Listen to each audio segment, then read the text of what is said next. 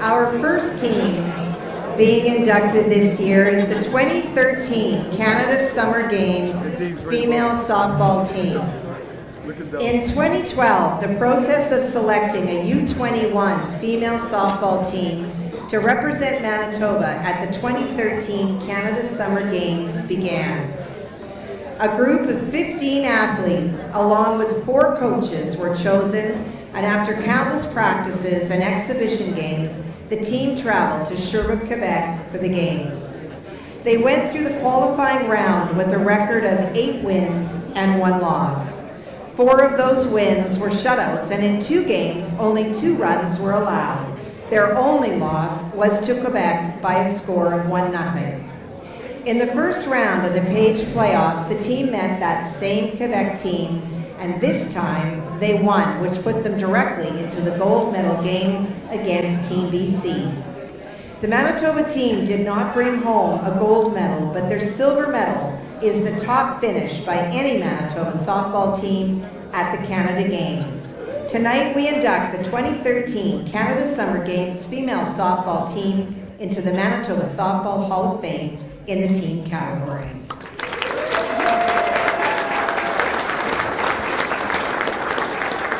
The players will be introduced individually, so if any of you would like to take a picture, please feel free to come up towards the front, and you can choose to hold your applause until the entire team is announced. We will start with Jade Anderson.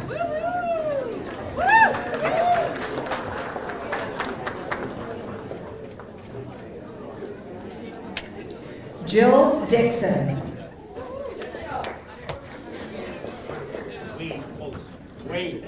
Wayne Dixon. So is Jill here? No? Okay.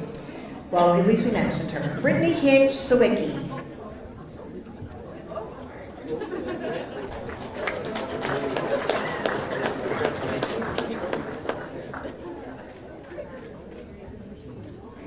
Brigitte Gauvin Holden.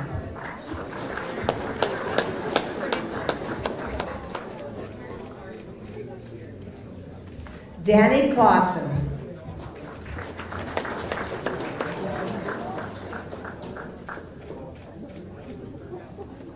Nikki Little.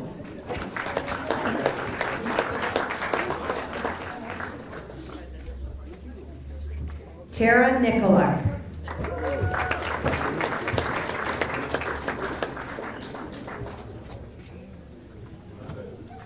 Haley O'Neill.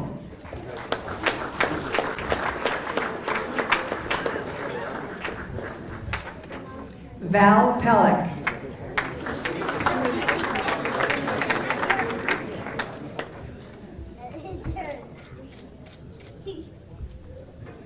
Courtney Kwasnitsa Robak.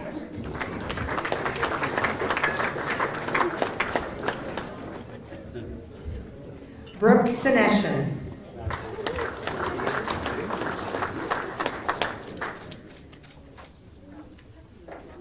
Stephanie Sheard.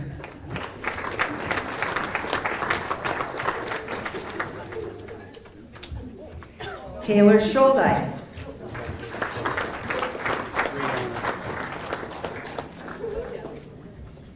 Mackenzie Payne Tatry.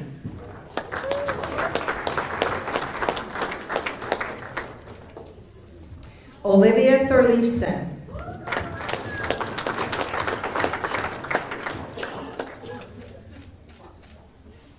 Haley Unger. And not attending tonight, but they were a part of the team, included Adam Decker, Mia Gautron, and Reagan Lawrence. I'd now like to invite Taylor Scholdice, Haley Unger, and Tara Nicolak to accept the team plaque and represent the team.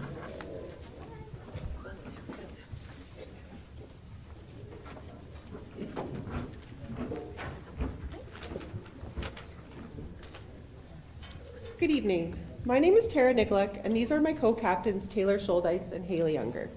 We are 3 of the 15 athletes chosen to represent Team Manitoba women's softball at the Canada Summer Games in Sherbrooke, Quebec 13 years ago. We want to start off by thanking the Manitoba Softball Hall of Fame for this incredible honor. Being inducted isn't just about what we accomplished on the field, it's about the people, the journey, and the bond we still carry today. From practices in Grosse Isle to opening ceremonies in those ever-stylish fedoras and knee-length swim trunks, to accepting that silver medal that we worked so hard for in Sherbrooke, Quebec, we carry the pride and spirit of Manitoba, not just as a team, but as a family. We set the tone early when we chose the song Started From the Bottom by Drake for our Team Toba pep rally dance. The G-rated chorus goes, started from the bottom, now we're here. Started from the bottom, now my whole team's here. And it's true. Once rivals turned teammates, starting from the bottom and achieving the highest standing of any Team Toba women's softball team at a Canada Summer Games event is something we will truly never forget.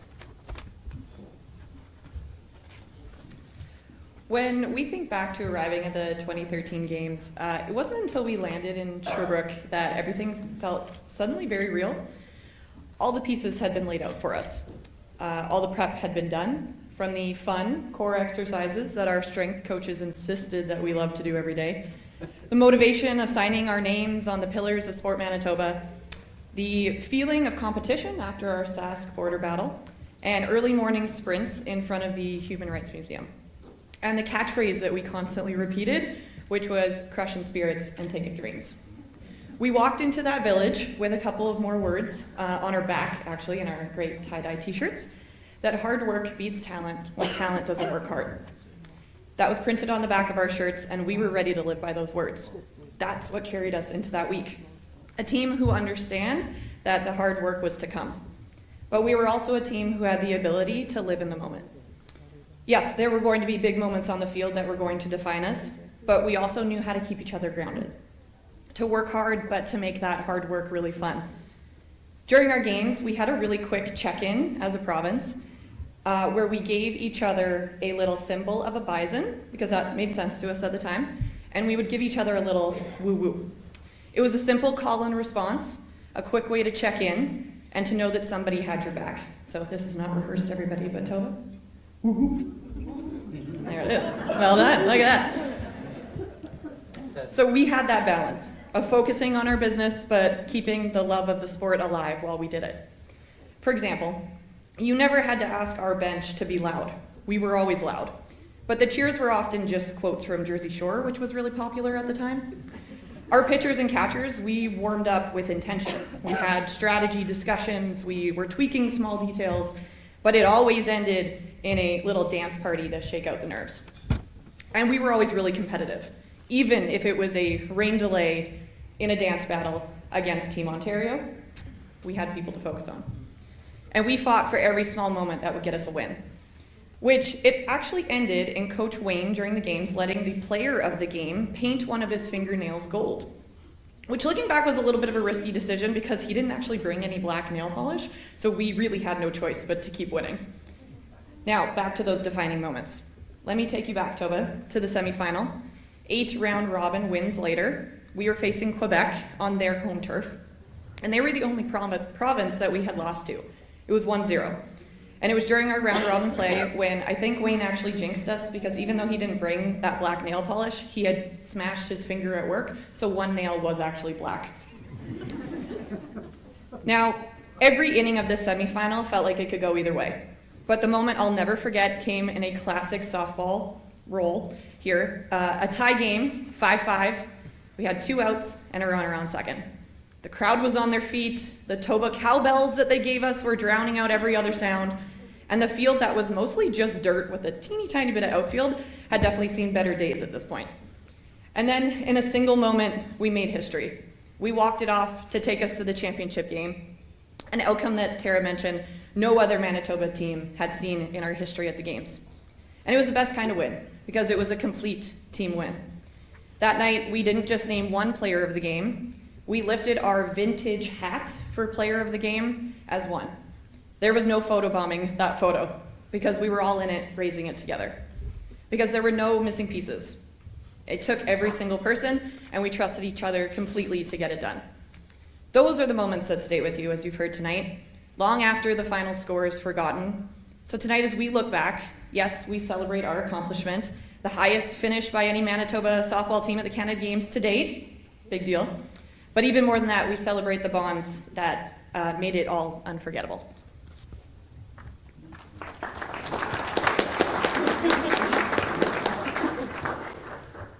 To our teammates, being part of this group was so special. Most of us had only ever played against each other before this team. We knew each other as competitors, what pitches we could or couldn't hit, where we'd place the ball in the field, and who could turn a single into a double. Danny. All of those small details you only learn growing up in a small province and playing each other over and over again. When we stepped onto the same field, those same details didn't disappear. They just became something we understood about each other instead of something we were trying to beat. Each one of us played an important role in what this team accomplished, and the level of respect we had for one another only grew stronger. To our coaches and our trainers, thank you for the time you gave us, for showing up, being consistent, and putting in the work right alongside us. I still remember at tryouts doing this one outfield drill where we had to fully commit. We were sliding and diving for every ball. Haley O'Neill had an actual outfielder demo what she was looking for, and then the rest of us followed as best we could. Some of us more successfully than others.